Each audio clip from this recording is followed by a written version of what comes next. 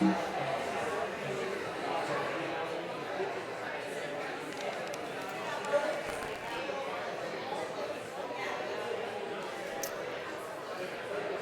got plenty of seats if you all want to start making your way over to where the seats are so that we can have our brief business meeting of the annual meeting of the chapter, and then we'll get right into the meat of our program. Thank you so much.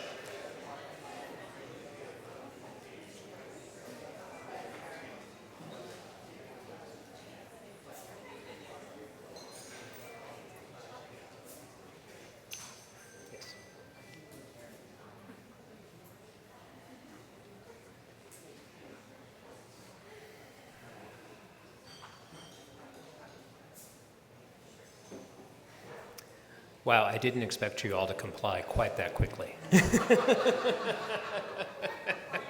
Good job, everybody.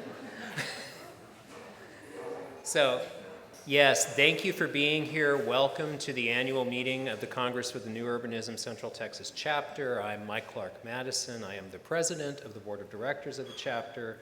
I'd like, again, thank you all for being here. I would like to thank Google Fiber for allowing us the use of this wonderful space tonight.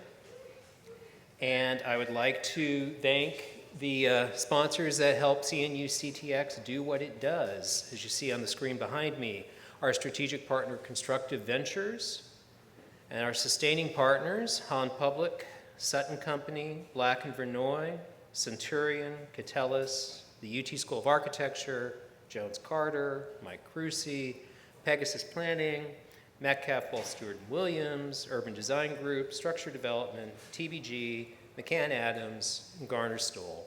And thank all of you who have otherwise supported the chapter in various ways over the past year. Let me just ask, how many people here are actually members of CNU? Okay, that's pretty good. That's pretty good. Now, we take a very liberal policy at CNU Central Texas in letting people participate in what we do just as friends. We reach out to a lot of people who we know are not actual members of the national organization, but always want to remind you that yes, we are a national organization, we are a membership organization. You can join, you can go online and join as soon as you are able.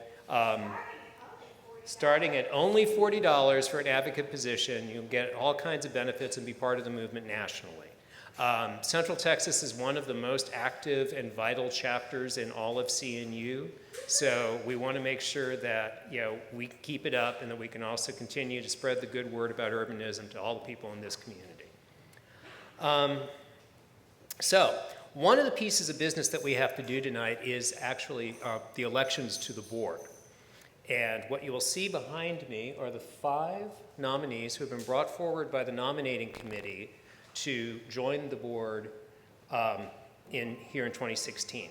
The first 2 are renewing members, Entitlements Policy Manager of former aide to Councilmember Chris Riley, and then some dude named Mike Clark Madison who's probably kind of shady.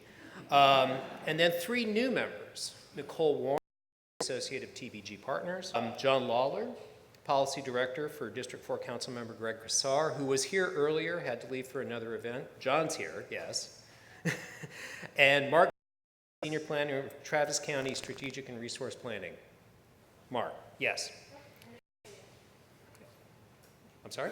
Oh, and here's Leah. Just in time.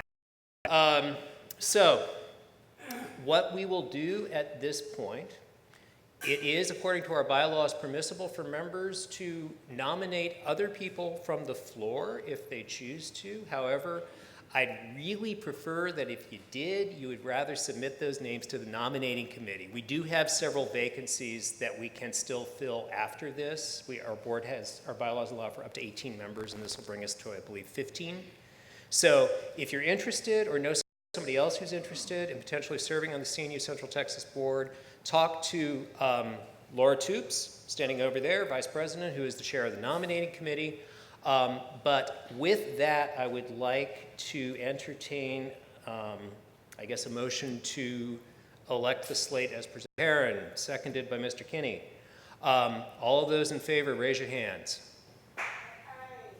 Aye, aye. Okay. It's done. Some of our old board members. We thank for their service to Alan Green, Alex Scarborough, and Michelle Lynch. Importantly,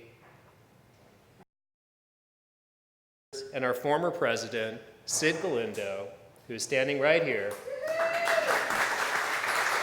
without whom we literally would not be here today. It is impossible to overstate Sid's contributions to CNU and to urbanism in Central Texas. He's moving on to bigger things and express our appreciation in the way that we know best, with alcohol.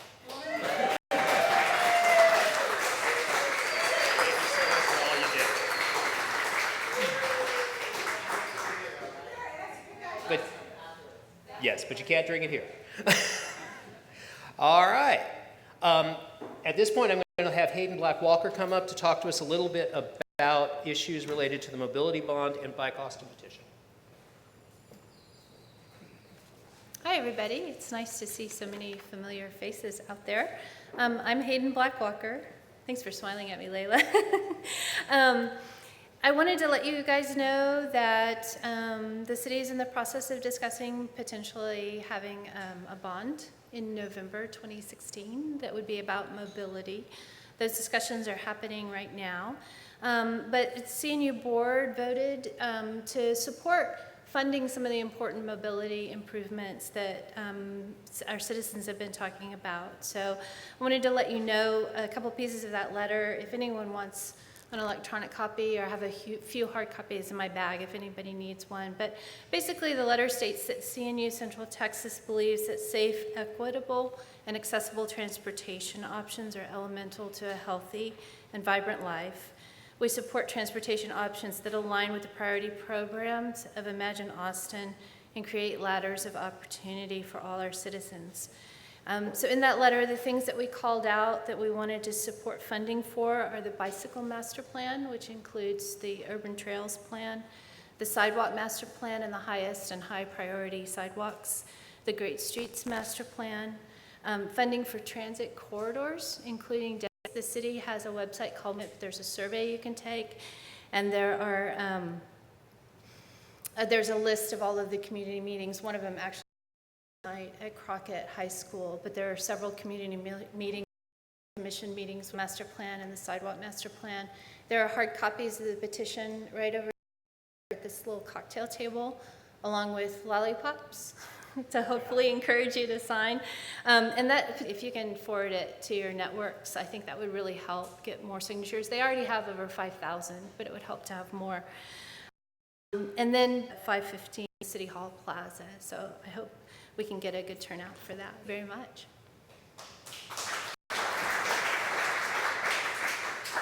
Thank you, Hayden.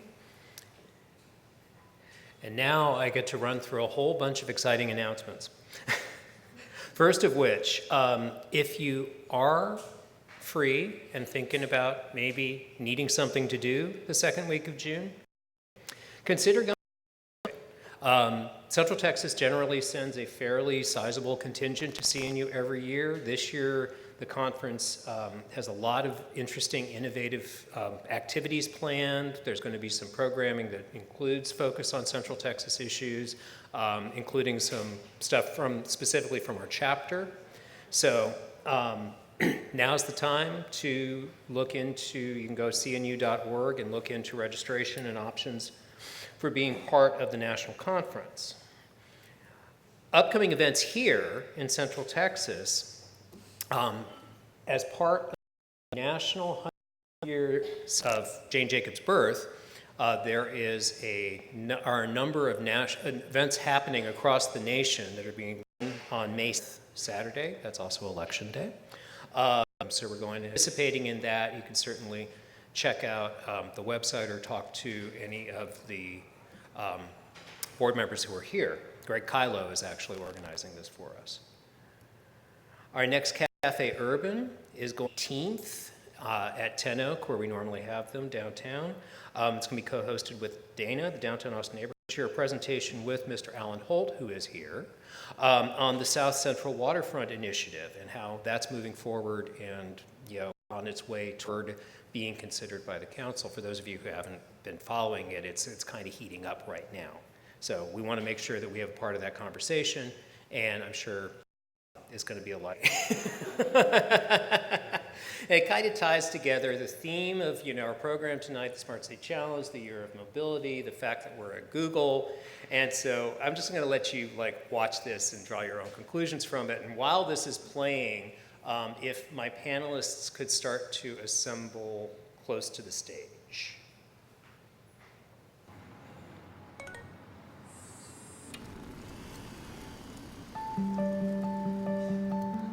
The Dutch cycle more than any other nation in the world, almost 900 kilometers per person. But that also means we have 350,000 bike-related injuries. Now imagine that we would make biking safer, smarter and easier by applying self-driving technology to biking. We taught our self-driving bike to figure out where it is, what's around it, what will happen next, and what it should do. We leaned on Google's expertise in self-driving cars, but we had to adapt the technology to work on a bike.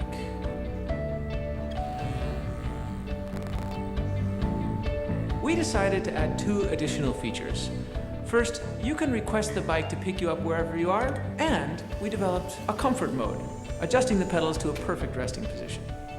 I think the self-riding bike could really give a boost to the economy because people could also work on their bicycle. You work in your office, you work in your home, you work in your car. You could even work on your bike. I have so much more time. My kids love it. They're just free. They can go anywhere they want, anytime they want. It's amazing. At the Fietsersbond, we feel that this is the biggest invention since the invention of the bicycle itself. At Google, we always put our users first. With the launch of this bike, we believe we do that again.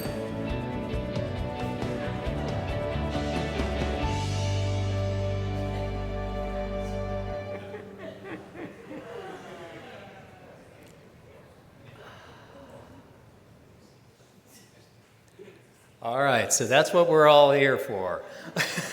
Okay, Ginger, Nan, Ben, Matt. Welcome to the stage, our panel. We're going to talk about mobility, the Year of Mobility here in Austin, and Austin's current effort as one of the, wherever y'all want, you each have a microphone. Our current effort as one of the 7 finalist cities for the DOT Smart City Challenge, which you probably all heard of by now. But if you haven't, this is an opportunity that 7 cities around the country, Austin, Kansas City, Columbus, Pittsburgh, Portland, San Francisco, Denver, right? Okay. Are competing for a $40 million grant from US DOT to help implement new 21st century smart transportation approaches. There's also an additional $10 million award that's being given out by Paul Allen from Microsoft's foundation, Vulcan, that's specifically looking at electrification and decarbonization of the fleet in order to address climate change issues. So, we 3 of the 4 of my panelists here, as well as myself and Catherine and probably other people in the room, are all working on this Austin project. Starting closest to me, Ben Holland of the Rocky Mountain Institute, Ginger Gooden of the Texas A&M Transportation Institute, and Anand Babu of Sidewalk Labs, which is a national partner with DOT. So they're actually working with all 7 of the cities on this, along with several other entities such as Amazon Web Services and NXP and a couple other people I can't remember. And then down at the end there is Matt Lewis, who I think needs no introduction to this crew, as a member of the CNU National Board and, Assistant Director of Planning for the City of Austin. So I was going to start the panel with Ginger to just give us a little bit of context about when we're talking about smart transportation, smart cities, what are we talking about? Are we talking about the Jetsons? Are we talking about the New York World's Fair of 1962 and flying cars? Or, what is it that would be some of the differences that we would be seeing here in Austin if this were to come to fruition? Great. Thanks, Mike. I wanted to just step back for a minute just to give some context about Austin. And I know y'all don't want to hear from an Aggie that congestion is bad, so I'm not going to go there. But many of you are probably familiar with the work that we did on looking at I-35. So several years ago, we took some really advanced models that we had developed, built a network of the whole Austin region, and then looked at I-35 20 years from now with the full network built out according to the Campo plan, and ran some different alternatives for I-35 to see what would actually address congestion. And we ended up with the traditional kind of conventional solutions, didn't do anything. So we did some what-if scenarios, and to kind of bookend that, we had one scenario that was a 6-lane tunnel from basically State Highway 45 north to State Highway 45 south, pretty big stretch there, maybe $20 to $50 billion, something like that. And on the other end of the spectrum was we cut work trips by 40%, we increased transit use by 25%. We shifted the flow during the peak, and we were able to actually make a dent in congestion. We're not going to build a 6-lane tunnel. There's not the financial resources to do that. So when you start looking at the other end, which is how do you start bending the curve on the demand on the system, at that point, we were saying, what can we really do? I mean, how much can we really do to try to convince people to change their mode? And it was about that time that I started to get more aware of what was coming in the technology. And really, it was the Google car that first got my attention about 3 years ago. And I said, okay, this has the potential to really change everything. I'm somebody who's worked in transportation for 30 years, and it's the first time I've really been excited about the idea that there could be a solution to these really substantial problems that we're facing. And the more that I've gotten into it, the more that I've seen that it's the types of examples that you're talking about, it just seems like it's endless. Every day we hear new ideas of how data, how technology, how automation, how connectivity can help provide new modes. It can help us understand the existing system that we have and operate it more efficiently. It can connect travelers to transit in new ways, whether it's through automation or having information at their fingertips that they didn't have before, using our transportation network companies in new and unique ways. The list goes on and on. So I think for the first time in maybe 10 years or more, I'm really excited about what's coming in this new kind of revolution in transportation. Cool. All right. So, Anand, you are, of course, working kind of at ground level on some of these innovations right now with Sidewalk Labs. And for those of you who don't know, Sidewalk Labs is a venture of Alphabet, which is the parent company of Google, that's focusing on using technology to solve urban issues effectively, right? So what are some of the things that you're seeing that could start to deliver on the benefits that Ginger's talking about? Sure. And one of the things, just for context, it's great to be in a sort of friendly environment with Google Fiber and Google Wireless, and in theory someday Google self-driving cars coming outside the streets. The reason why we actually went down the path of creating Sidewalk Labs was because we realized that technology alone was not the answer to helping improve cities, and particularly when it comes to solving some of these really fundamental system-level challenges that we have. How do we get more people to jobs? How do we create more livable cities? How do we create a more sustainable, carbon-free energy and transportation system?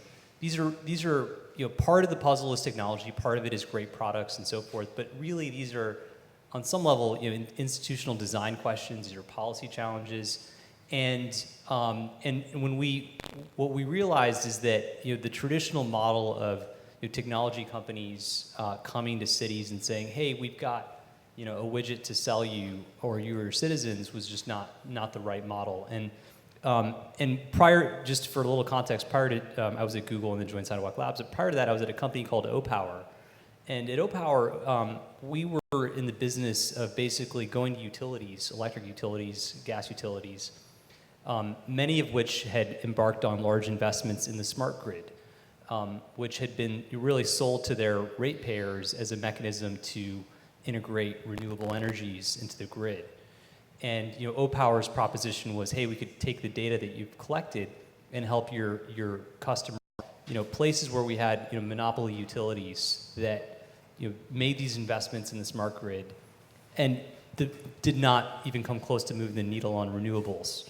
And other states, other countries design their system differently and have seen far more progress on renewables. And so what I see now and what we hope to do on the Sidewalk Lab side is really play a role, not just in providing potentially more data about the transportation system and more analytics and better tools, but really also helping partner with cities, all the different players in this complex ecosystem to figure out how we can design, frankly, new marketplaces, new modes to be able to create incentives for people, businesses to make the right decisions both for themselves and for the system as a whole.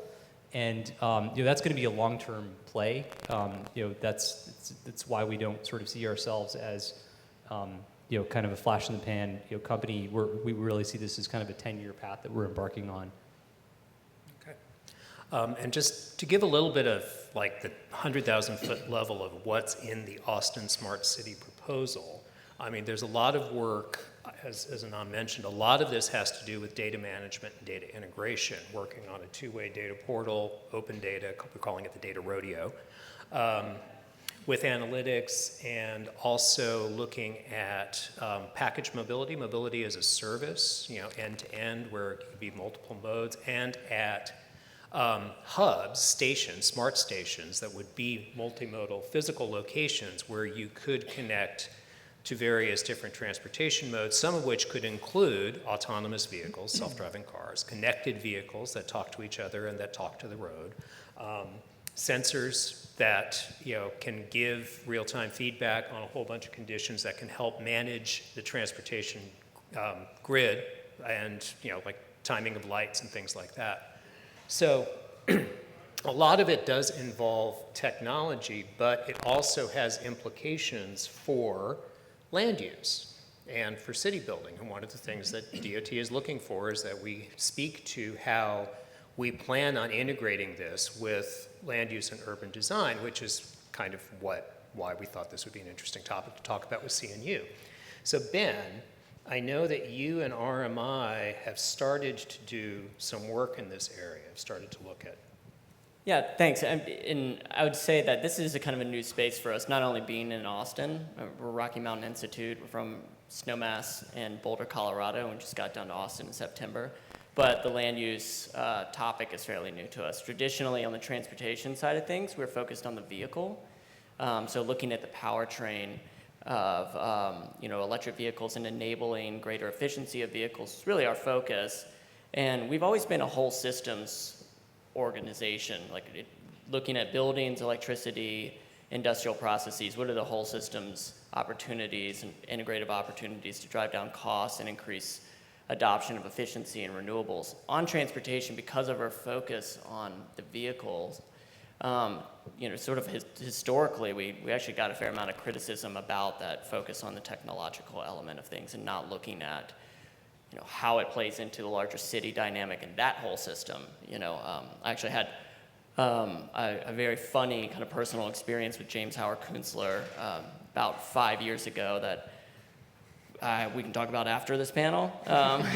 But he yelled at you, right? Yeah, I mean, I would say some of the criticism I think is valid, and we definitely heard that. And so about a year ago, we said, what can we do in the transportation space where we see the most opportunity? Vehicles are parked 95% of the time. We're seeing this tremendous growth in the ride-sharing industry or market and car sharing, and we see a lot of potential. Really, our strategic vision is to really encourage the growth of the mobility as a service market that ultimately moves to an electric and autonomous technology in a city that is designed to embrace that technology and that service. And we came down to Austin because we just saw a great deal of opportunity. There's this perfect timing in so many ways with this grant.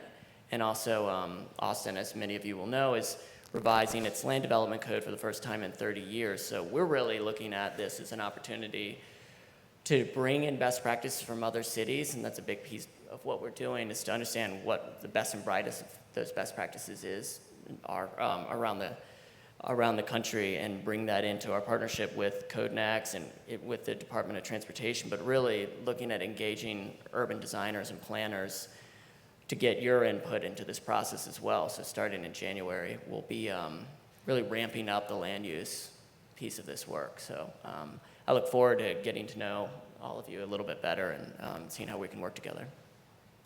And I should add that even though the particular, Smart City Challenge effort is near term, I mean, our proposals due May 24th, we do plan, and of course the mayor's been, pretty vocal about this, on, continuing as much of this work as, we can with or without the grant. So, I mean, this is a commitment that the mayor and the city and the transportation department have made to kind of make this happen. So Matt, as one of America's most esteemed urbanists, winner of the Groves Award and member of the National Board, as well as being embedded here in the whole Imagine Austin and CodeNext process, where do you see the most important points of interaction between that and what we're talking about in terms of mobility? So first I want to just preface that I'm speaking on behalf of Matthew Lewis and not the City of Austin as the City of an Austin employee. Just want to note that real quick so I can be a little more candid in my answers. I think we have an incredible opportunity with the way that we've designed our roads and retrofitting for people, that if you can only build a Jeffries in one neighborhood or a Mother's in one neighborhood, you're going to have people, instead of in a single occupancy vehicle, taking an autonomous vehicle there. So you still have these same issues. There's a land use element to this that needs to be resolved, and we've got to go back in and reprogram the scale and the way that we built our community in order to solve these issues. Having someone traveling in an autonomous vehicles is great for bicycles. Maybe they won't get wiped out on the sidewalks from people that are distracted, because they can be distracted in their autonomous vehicle, and that's okay. They won't wipe out families. We've got some real issues here, and with our transportation and thoroughfare designs and our land use designs. We didn't scale our city at an appropriate scale for humans. We scaled it appropriately for cars to move from point A to point B, and with this Smart City Challenge, we've got to go back and reprogram and redesign our entire way that we function in order to communicate a different message. While I think it's going to be incredible to advance this incredible way of moving and letting people have conversations, and I mean, who knows what this holds for us. It provides us ample opportunity to be fiscally responsible with the way that we build our infrastructure going forward, which I think we haven't done well in the past, not just Austin, but as a nation. It provides us the ability to go back and retrofit our excess right-of-way into cities. You can fit Amsterdam into a lot of our right-of-ways. You could build Amsterdam on I-30, 130, convert the lanes to sidewalks. What a beautiful place you have, right? So we just need to be really mindful and thoughtful of what we program moving forward, and I think that we have an incredible opportunity pursuing this, Smart Cities Challenge, as well as, all of the other efforts that we're taking on. So we've got to start programming it now and be mindful of what we want to be as a community in the future, so that we can best retrofit the the environment that we've built currently. So, hope that answered. We wanted this to be a very interactive conversation with y'all as well as with us. So if there's anybody who has a question at this point, please raise your hand and we'll go ahead and get a microphone over to you. I see one over here in the back. Austin in the past has done a wonderful job of coming up with novel, environmentally sensitive and appropriate solutions that work well for the quality of life that draws people to Austin. Over a period of time, there's been a give and take within the developmental community as well, such that we've seen more people, more developers develop outside the ETJ. So when people are coming from California and other states to this community, they're coming not just to Austin, but to the surrounds. what is the interface going to be in this proposal that doesn't look just solely to Austin, but to the environs, because we're getting all those people like a funnel coming into Austin and out. Ginger? That might be. Yeah, so I mean, I think you bring up a really good point because what I think we need to be trying to do is to kind of bend the curve on the growth in single occupant vehicle travel. We've done some studies. Let's just take autonomous vehicles, for example. We did a study in the Austin area we did a survey and we asked how, whether or not you would accept using a fully automated vehicle. We had half the people said, yeah, I'm interested in that and I would accept that, and half the people said they wouldn't. But more interestingly, what we found out is those who said they would said that they would want to have their own personal vehicle and they could see spending more time in their vehicle. We actually modeled what it might do for the growth in travel, and it would increase the growth of travel. So in that kind of situation, what you have to be thinking about is what are the policies, what are the investments that we make as a community to be able to shape the community in a way that we don't get the kind of what we don't want to happen. That we get, for example, we try to tie communities into what we're calling in the proposal smart stations. These are hubs that you can access transit and other services. We see putting those particularly in underserved communities that don't have the kind of access that they need, but also in our suburban areas. So it's an opportunity, I think, for placemaking as well. So again, we have to be real thoughtful about how we approach this so that we don't get kind of the unintended consequences and go in the opposite direction of where we need to be going. Sure, yeah. I mean, maximizing the efficiency and ease of travel solely through technology is just going to mean more travel. So it doesn't necessarily address congestion or, VMTs.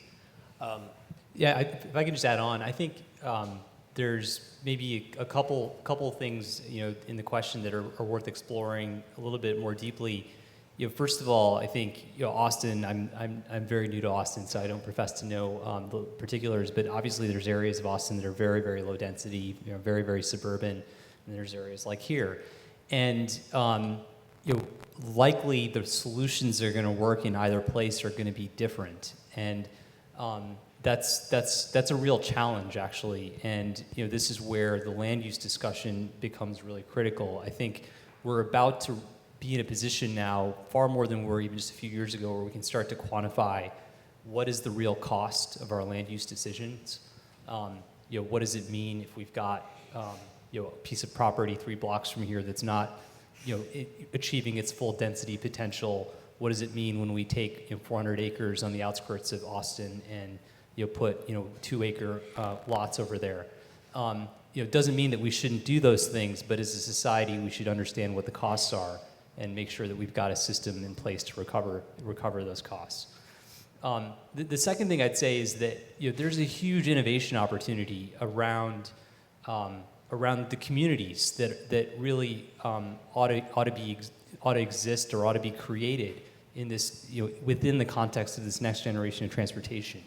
What we're talking about when we have shared mobility or shared autonomous vehicles, where we have streets that are amazing for pedestrians and all forms of self-powered or electrically assisted vehicles, it's not something that we actually have a reference point for.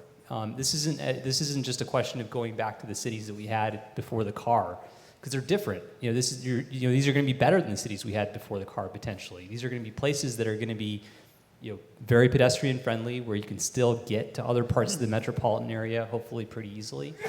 And so there's this huge innovation opportunity that exists in the next 5, 10, 15 years to show the world what could these communities really look like. And potentially bend the curve not only on sort of single occupancy vehicles, but really around the types of housing, the types of communities that people think are desirable. Right now, I've got 2 little kids. If I'm moving to a place like Austin, you've got hard trade-offs to make, right? You go somewhere where there's good schools and a yard and safety or your perception of safety. You go to places that are more walkable, and it's hard to have your cake and eat it too. And can we create places where that can actually be the case? And transportation is an enabler, but we need the other end of the innovation, which is what's the community going to look like? How do we create these really kind of the beacon on the hills, if you will, to kind of motivate people in a new direction? Matt or Ben, do you have anything want to add to that? All right. Is there another question? Let's start over here, Laura.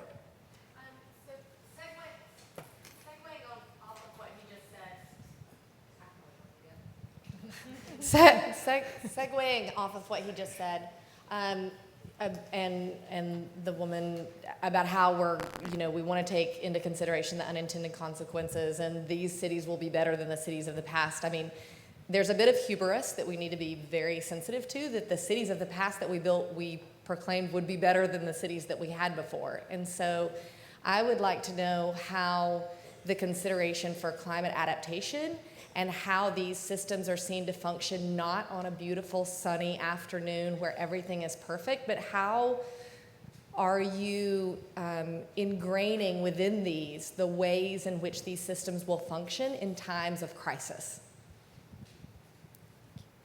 Who wants to take that on? I'll start. Well, so I think there's a few different pieces to what you mentioned. I think first of all, it's a very good point that our predictions often differ from reality pretty significantly. And in my mind, that if anything reinforces the importance of focused innovation, so that we can actually understand what might be the consequences of what we're doing. If we don't do these things intentionally, which one of the things that's great about the Smart Cities Challenge is it gives cities a framework to try things, learn from them, share learnings across cities. So that we don't just kind of go blindly into adopting the next great technology, and there's going to be some successes and there will be failures along the way, but hopefully we can share learnings in a way that's controlled. The other piece around I think there is both the disaster scenarios that you mentioned, but also climate adaptation. I think resiliency is a really important design point in whether you're thinking about a transportation system or a city itself. And right now, the way that we design cities, frankly, there's not much resilience. Whether you look at all the critical components of infrastructure, and whether it's the grid, whether it's look at the interstate highway system, in a place like Austin, there are a lot of single points of failure. And as you start to get into more extreme weather events, that's potentially going to get worse.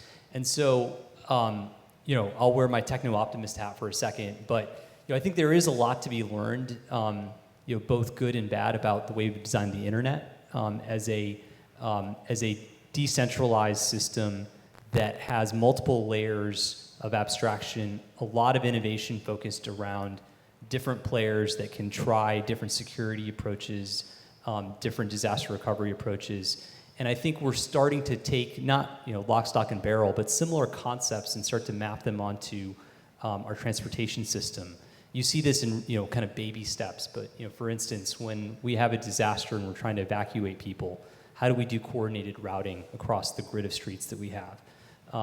And so I think there are these ideas that we can start to implement, but I think it's a really key issue, and it's going to be particularly a challenge in I think in places that frankly don't have the funding or don't have the financial health to really invest in retrofitting resiliency where they don't already have it.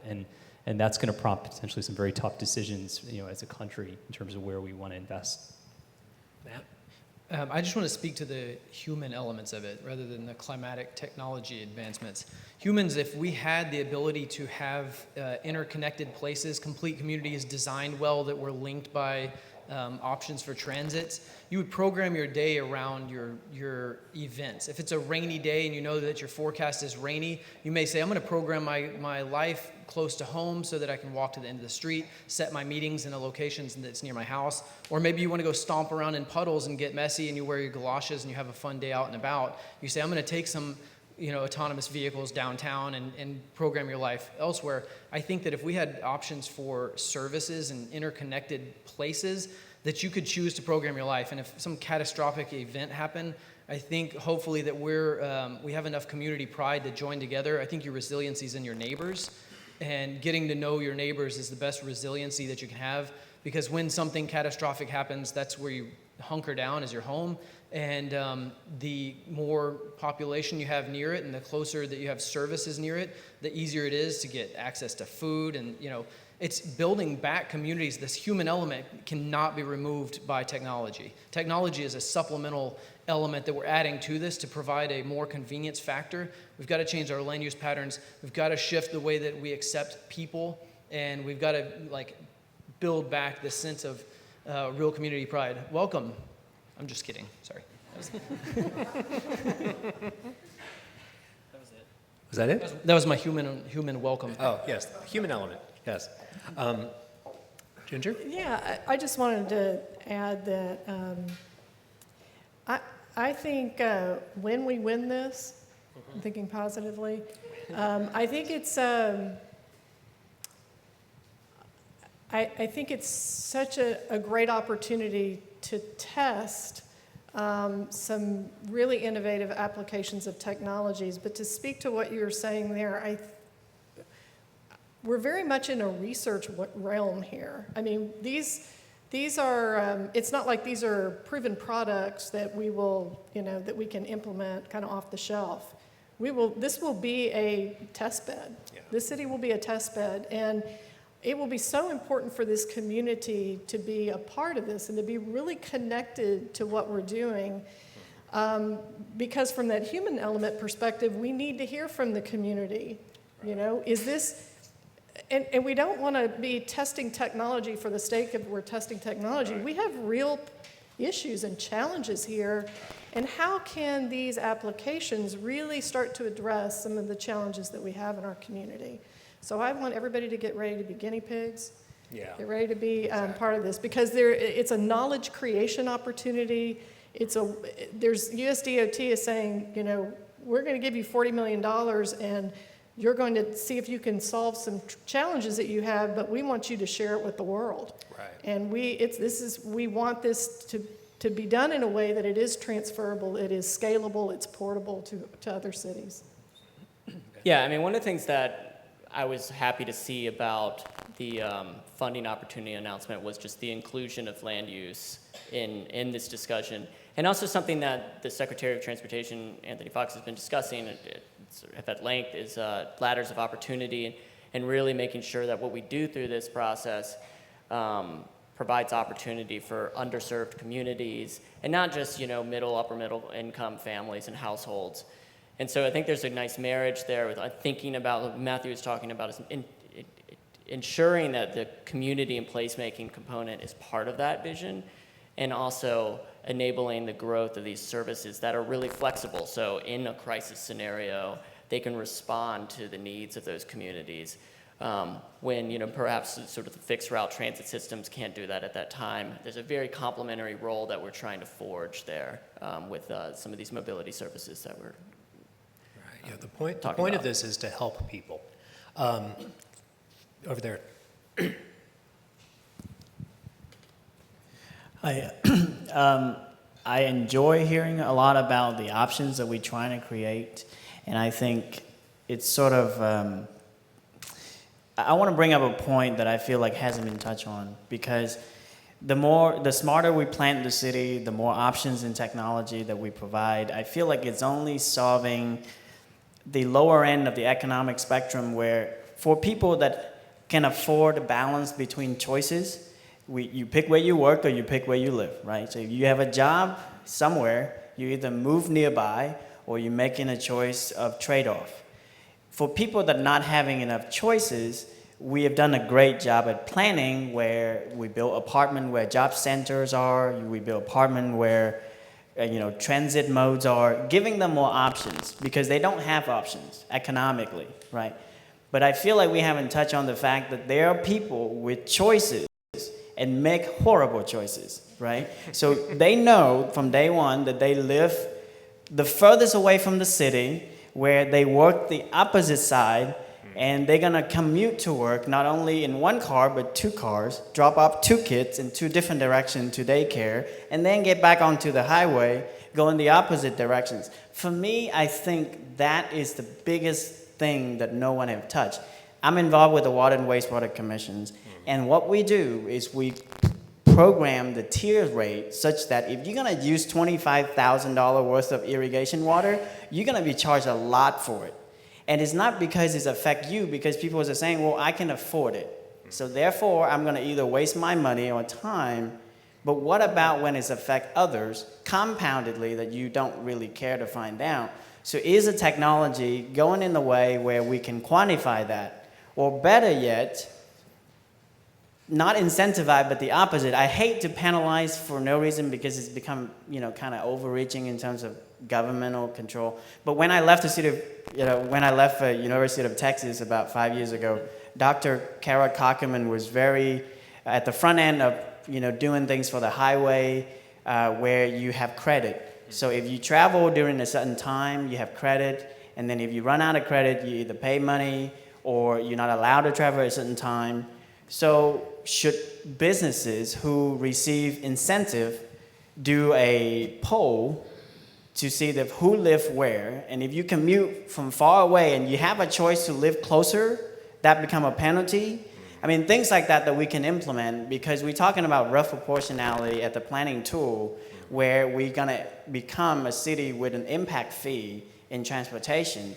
Well, how's the impact fee gonna be calculated? It's how the user choose to use them. Right. So I just wanna see if there's any technology and planning that we can do to make that where it really had to be harder for people to make bad decisions.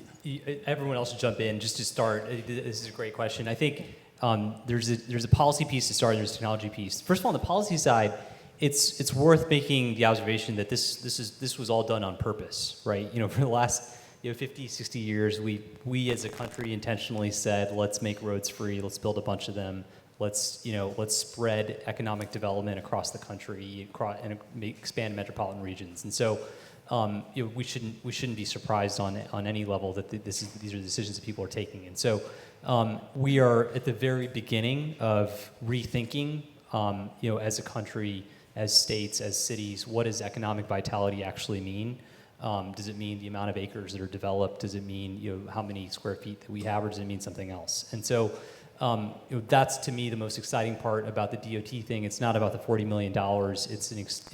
It's a blanket, not literally, but it's a license to really start questioning the policy constructs at the federal, state, and kind of city and county levels. On the technology and data side, we are really in an exciting position at the moment where if you go back 5 years, the level of insight that we had into travel patterns was, go count the number of cars on a freeway, and looks like there's a lot of cars, maybe we should add a lane, or let's do a once-a-year survey.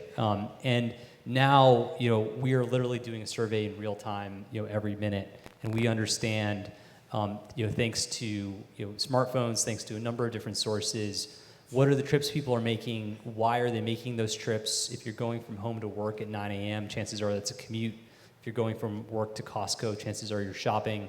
And are there ways in a privacy-respecting way that we can actually take advantage of that information as a society to start to understand what are the behavior functions of travel? What is it going to take to drive positive incentives? What are the carrot sticks, and be able to measure the impact of those things? I think we're just in a position now where we have the data side of that, we've got the analytics side. And now we need really smart, citizen-friendly product design, if you will, to start. I was just going to say, I think you hit on it. It's an economic question, and For those who,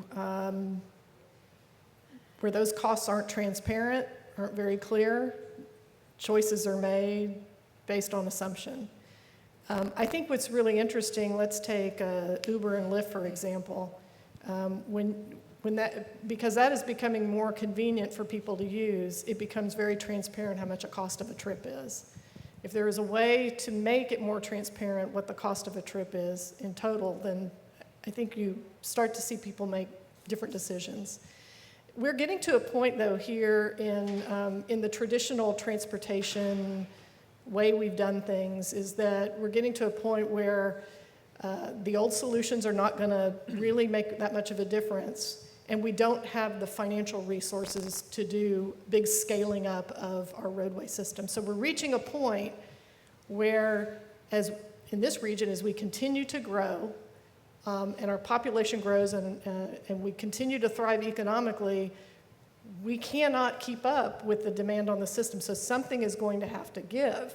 And people who are living far out have to make some choices about how much time they want to spend in their car. So again, it gets back to the economics, and those kinds of decisions will be made when those costs are very real to people. Just to tack on, I think we were just a few weeks ago, the Prime Minister of Singapore was visiting, and they're embarking on this massive effort to do real time. They have congestion pricing. Now they're going to the next level to segment level, personalized congestion pricing, trip by trip, which is like sci-fi for us. And that's the obvious right, kind of economic policy answer. It's also, in my mind, obviously never gonna fly in that same form in the near term. Maybe in some metro in the U.S., I don't know which one.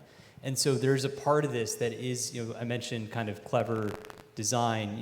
Uber and Lyft are able to charge by the mile and do surge and all those things because they're really convenient, right? They are better than the well, I don't know if I'm allowed to say that. They're really convenient. And so careful now. Yeah. And so they got licensed to do those things. And so I think we have to keep in mind that the citizens, people vote, and they're important. So we have to figure out how do we design these things in a way that not only satisfy the system design constraint, but also are going to be accepted. And that takes some cleverness and takes really some iteration. Matt? I think that I'm really new to the technology side of what our future holds for mobility, but the economic argument is absolutely there. When I hear these types of conversations and I picture everyone driving autonomous vehicles and you click a button and a car shows up, I see parking requirements going away, and I see so much vacant land in Austin, Texas. We have an abundance of resources in our central core that could be affordable housing, that could be great startup locations, that could be transformational.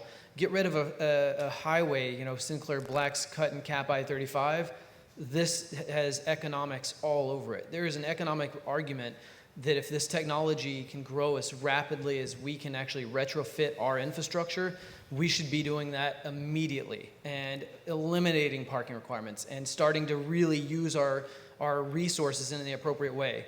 That's sustainable, development patterns. That's going to protect our water resource. That's going to, allow people to have more time with their family, choose better lifestyles. So then when the people are choosing to live on one side, ship their kids to another side, it's not so abnormal because that extreme example would become nominal in the way that we live as a city. So again, this is so foreign to me, but I just go futuristic and like, all right, no parking requirements, and imagine the abundance of space we have right here in our central core where we could all live. So that's the way that I see it. It's about 35% of downtown is parking, right? Yeah, and think it's not just downtown we're talking about. Yeah. We have some fantastic urban first-ring suburbs and second-ring suburbs, and then connect it with transit, and your not so fantastic suburbs could be retrofitted in a really quality type of way.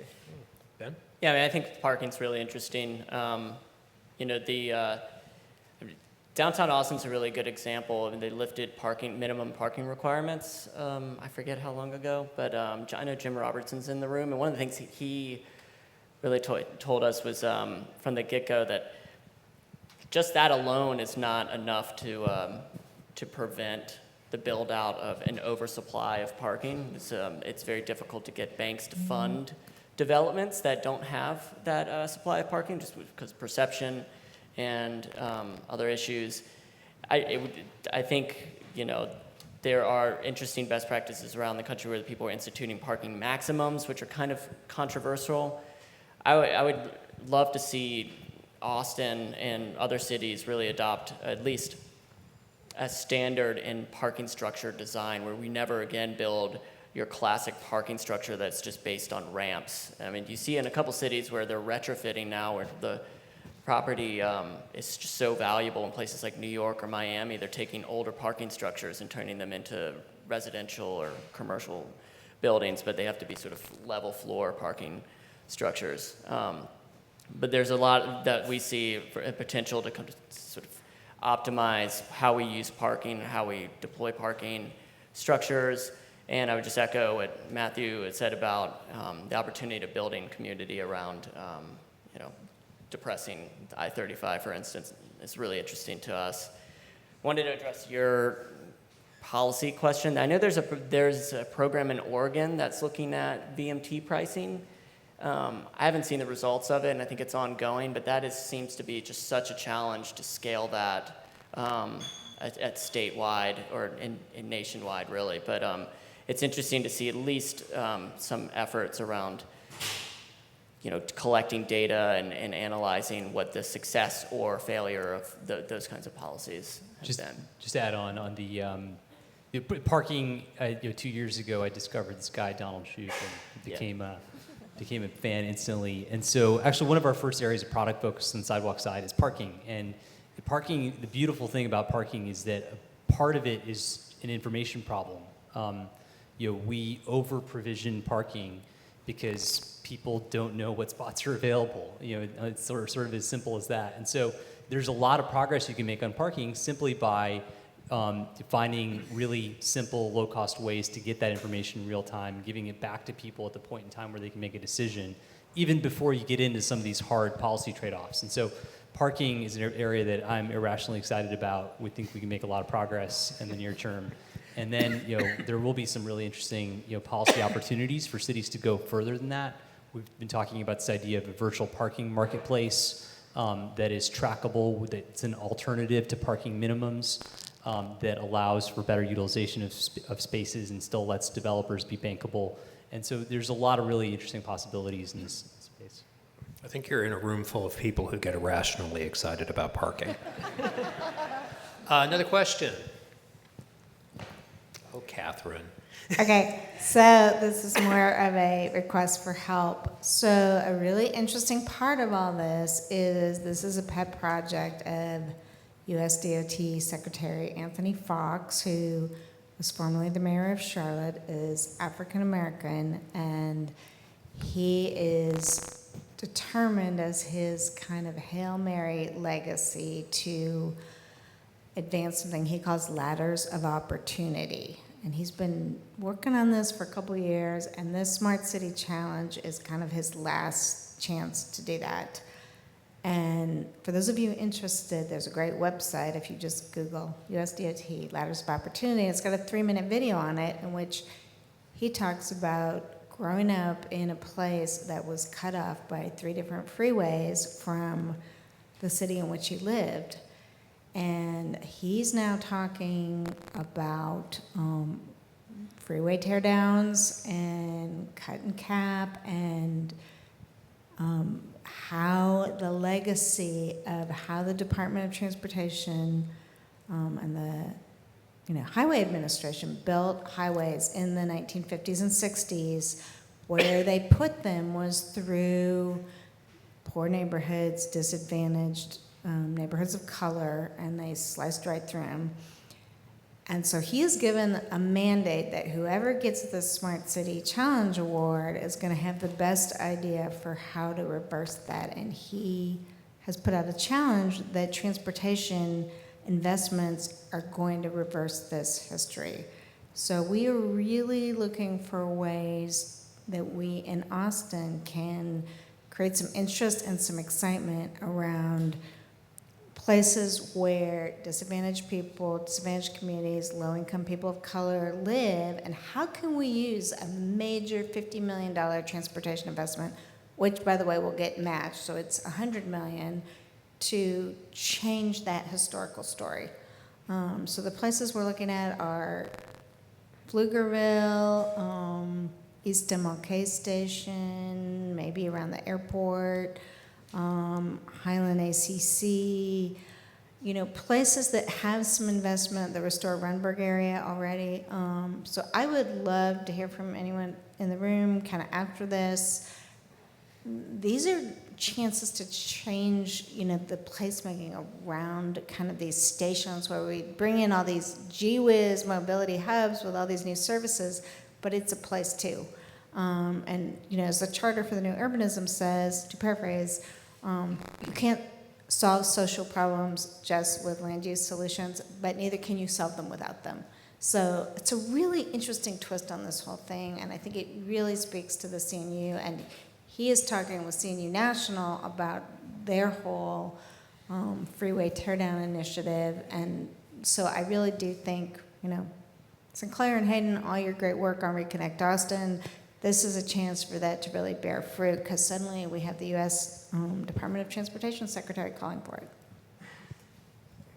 This just to add on a little bit to that, I think this is another area where, you know, we shouldn't be surprised to see kind of the problem that we have today. I think touched on, you know, some of the things that, you know, have been done intentionally in the past. I remember when I first moved to Chicago, I asked the question of why isn't there a stop at, you know, at Division and Rush on the train? And it's like, well, it turns out that was an area where there was a lot of African Americans and people didn't want to put a stop there. And so there's a level of intentionality, and, you know, we're starting to really kind of start to reverse that. But the problem I think we face is there's sort of this suburbanization of poverty that's happening in a very real way across a lot of the U.S. And it's ultimately it's partly a land use question. You know, we don't have the right structures to create, you know, affordability across income levels in urban areas or places close to jobs. And then it's also in part, you know, an economics question where we think right now about transport subsidy and housing subsidy is completely two different concepts, when in reality there's a real connection between them. And so, you know, I think that there's certainly things we can do on the technology side. I think there's huge opportunities to take shared mobility, take eventually, you know, autonomous vehicles and expand, you know, the connections from where people live to jobs and opportunity. But again, I think there's a huge policy piece of this that's critical. And I want to note that not only should we not be surprised by this, we designed this by, you know, intention, and we still require by ordinance the same type of environment that we're facing that we say that we don't like. We're still requiring it by code. We're still requiring it by life choice, by policy. And so not only should we not be surprised, we designed our way into this mess, you know, and intentionally. So just want to note that. No, that's a good point. I mean, a lot of the places that we're looking at in terms of opportunities for creating ladders of opportunity are, you know, lower income neighborhoods, communities of color, disadvantaged communities in Austin, which tend to be poorly designed suburban neighborhoods. So, another question, Ed. Hi, Matt. I was wondering if you could speak a little bit to the transect-based land use code that's coming into play with Code Next, Imagine Austin, how that will play with the Smart Cities Challenge and the reduction on total VMT, with the way that the two will play with each other. So I just want to preface again, I'm not speaking on behalf of the city of Austin, but transect-based planning is an incredible model that Ian McHarg basically created. I don't need to go into all of that, but essentially what we're looking at with transect-based planning is creating the ability for walkable, well-designed places so that people can access their daily services or daily needs within a quarter-mile walkable distance. We have some incredible opportunity to retrofit perfect urbanism using transect-based design in Austin through communities that are already existing, existing neighborhoods, house this perfect framework for this to be successful. Lowering VMTs by creating the ability for people to be connected by place and by network would absolutely provide the flexibility and the design of our infrastructure and the way that we move around as people to lower VMTs, particularly with the technology that these three are talking about and looking at designing. I think that this fits in so well because you have the access to an incredible grocery store or restaurant or coffee shop in your neighborhood doesn't mean that you want to go venture out to another one in another place just for a change of scenery, to have a different conversation, different experience. I mean, this is the way that we experience the city is what we're talking about. We are so good at turning this into abstract thought rather than human experience. And we talk about this in such abstract terminology and it dehumanizes it. We're talking about a dad taking his daughter to the ice cream shop on the rail, and we choose to go to Plaza Saltillo so we can go see Andy the ice cream man. But if I wanted to go see, Catherine at Fat Cats, I have the opportunity to do that too. These are human experiences, and we've got the ability to use transect-based planning to help preserve our natural environment, which is why we all say we love Austin. I mean, we have this incredible natural environment, and we're plaguing it with horrible development patterns. And we have the opportunity right now to retrofit and fix this without an extensive cost on our infrastructure, a burden of tax dollars. We have infrastructure in place to support the demands and this growth that we're seeing. We just need to be responsible and make some tough decisions. And using technology to advance it, using transect-based planning, the framework for success for Austin, Texas is right at our fingertips. So it's on us to screw it up. I hope that answers your questions. Let's get to Ed. He's been raising his hand a lot over here. So, sorry. Thank you. I'm very excited about the new technology items that are being speculated about. Many of us in the room are in that, or some of us in the room, are in Austin's fastest growing demographic. Those technologies... The mature. Many of these new technologies kind of have an incubation period, and while I'm excited to hear about these, having driven in from the second ring suburbs, I'd like for you to keep in mind that the fastest growing demographic in the Austin population probably isn't going to get to enjoy them. Some of us have been, promoting light rail in Austin for 20 years. Not much has changed in the technology of light rail in those 20 years. It just hasn't been sold. I've argued, at least for the last 15 years, that, you don't want to see me drive in 10 years. You might be happy to see me jump on the light rail because I do think we should all live in a multi-generational community and all be a part of the community. But I think there are, in addition to Uber and the technologies, service opportunities, which might also provide a model for the near term for accomplishing some of the things that you're at. You get a lot of benefits from those kind of encounters that you don't get from any kind of driver of somebody else's car. And there are other groups, I need not name them all. But I just ask that you look to, one, the crowd that's here, and the services that are here. Those at one end noted as a way to expand the mobility in Austin on the very near term as these new technologies evolve, and we all get very excited about them. I don't think there's any question. I think it's just a request on your part. Okay. Thank you. Well, I will note that it is important to USDOT that among the demographic user groups that we look at are seniors with an opportunity to drive single occupant vehicles. Is there anything that anyone wants to add? Just to add, I think there's different, both sides of this are happening at the same time. Uber, the one of the largest growing demographics on their driver side are people actually that are seniors, interestingly enough. And then the other side of this, I think the mobility needs of seniors are very challenging. I mean, you look at the different the synchronization with medical care, with visiting others and getting home care. It's really, really challenging. And so that's been actually an inspiration for the self-driving car team as they look at what's going to happen in this country in the next 15, 20, around the world in the next 15, 20 years. Like the economy is going to be upside down, literally, and we need to have ways where people can be productive, where people can be healthy, that don't require one-to-one assistance, that people can maintain a level of independence. It's critical.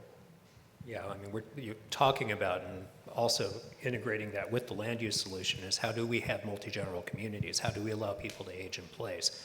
Part of the ladders of opportunity conversation that Catherine was referencing is involving our healthcare community and our social service community to see where the low-hanging fruit, if you will, that we can make sure that people have better access to the services they need. Joe, and then this gentleman.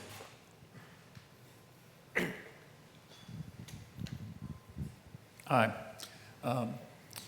It seems to me that if we had a panel like this 65 years ago, they'd be saying pretty much the same kind of things that you're saying now about the future.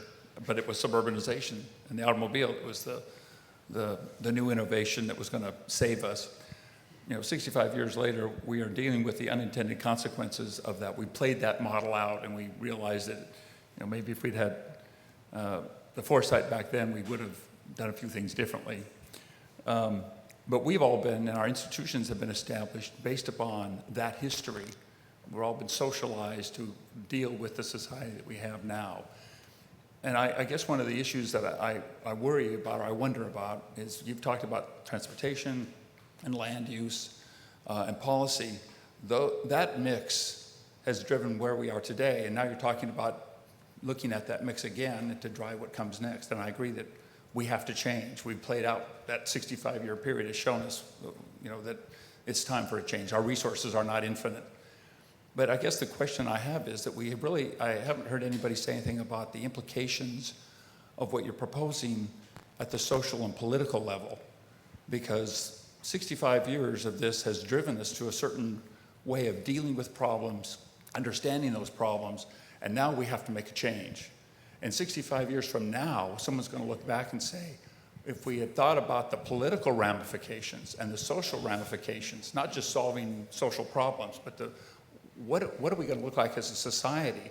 And I wonder if in this process, anyone's going to stand outside it and look at it and say, here are the pros and cons of what you're doing, because this looks golden and wonderful, but somebody objectively standing aside from it saying, just understand what the pros and cons might be 65 years from now.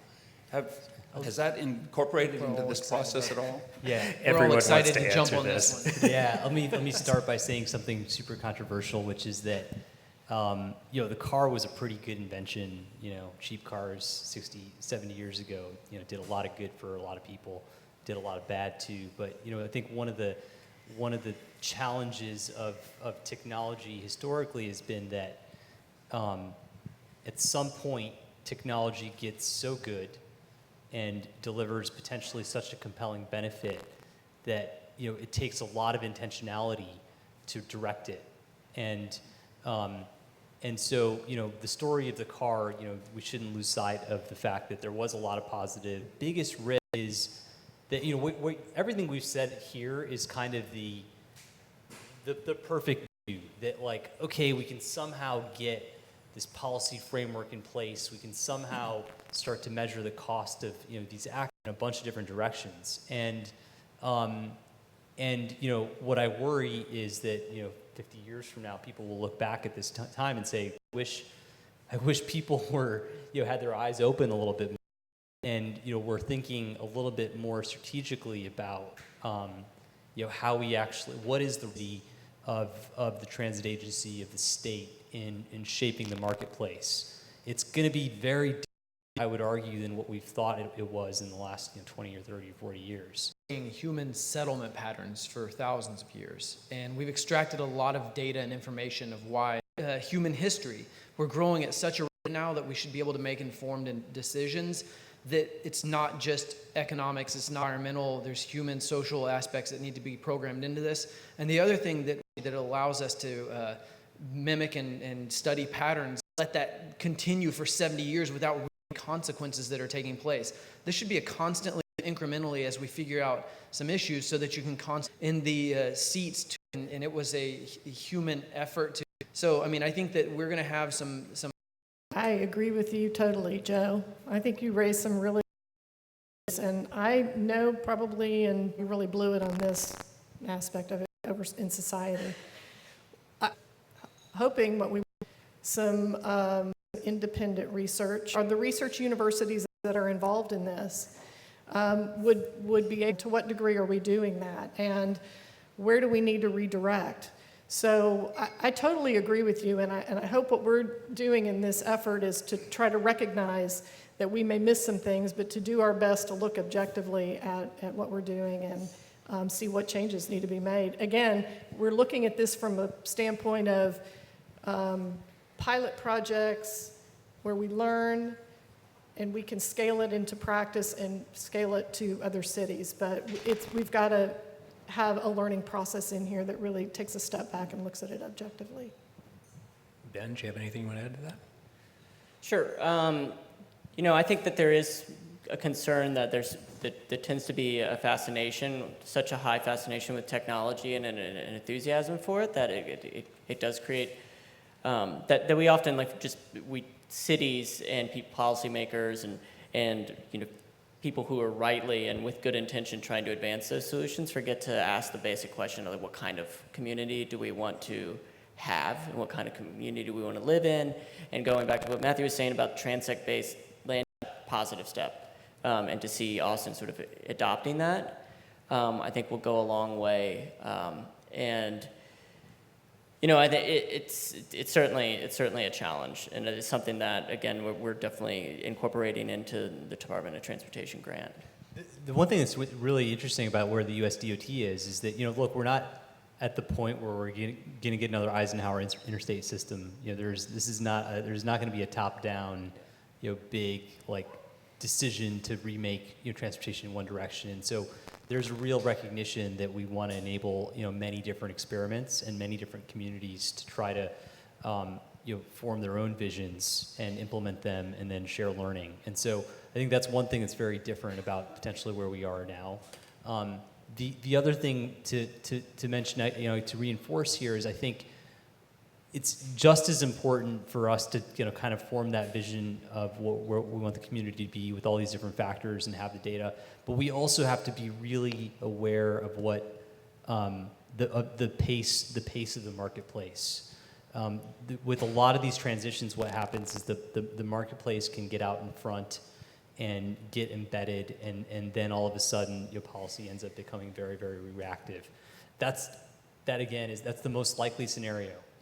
And we should just every great idea we have, every idea in the DOT challenge, we should look at it with that level of skepticism, which is, can we really make this real? Is this or is it just going to be whatever the market forces are that just run the table on the whole thing? And all right, we have time for a couple more questions. So the gentleman over here, and then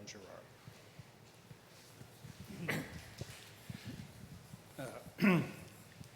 I was wondering if you could address some of the issues that are going on at the Mueller project and the old Mueller Airport that's turned into a community out there.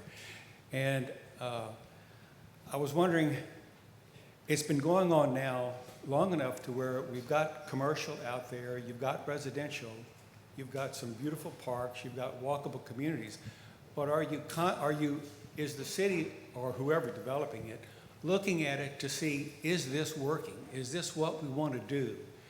Your question about going back and doing research on some of these, this is an ongoing project, but it's still developing. But there's a huge HEB out there right now, but people that live walk a mile to the HEB with a basket of groceries. Are they refining the plan, I guess, as they go along, is what my question is. Sure. And no one in their right mind would want to walk over there because the environment's so terrible. You know, as James Howard Kunstler says, there's not enough Prozac in the world to make someone want to actually experience that. So I used that joke one time in a health group, and they didn't appreciate it. But, you know, how do they get over there? They're not going to cross I-35. It's the Great Divide of Austin. But so Mueller is, and Greg Kylo's in here, who's much more intelligent on this than I am. But Pam and Jill are here too. They're even more intelligent. Oh yeah, here we go. From my understanding, the neighborhood is asking for more density, and I think it's the first time in Austin history that a neighborhood's saying, hey, we need more density to help this actually be more viable and create the community is being monitored. I am not the best to answer that question, honestly, but there's some other people that in the room that can answer that. You may want to check with Pam Hefner and Jill Fagan here. But that's a good question. Gerard.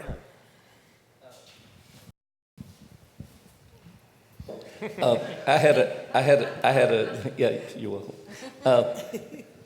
The question I have is that going back to the very first little video that you showed, and you had the bicycle driving itself, and the woman actually doing work on the bicycle, and it reminded me of the fact that one of the things that technology has done for us is to just make us completely unconnected when we're in public.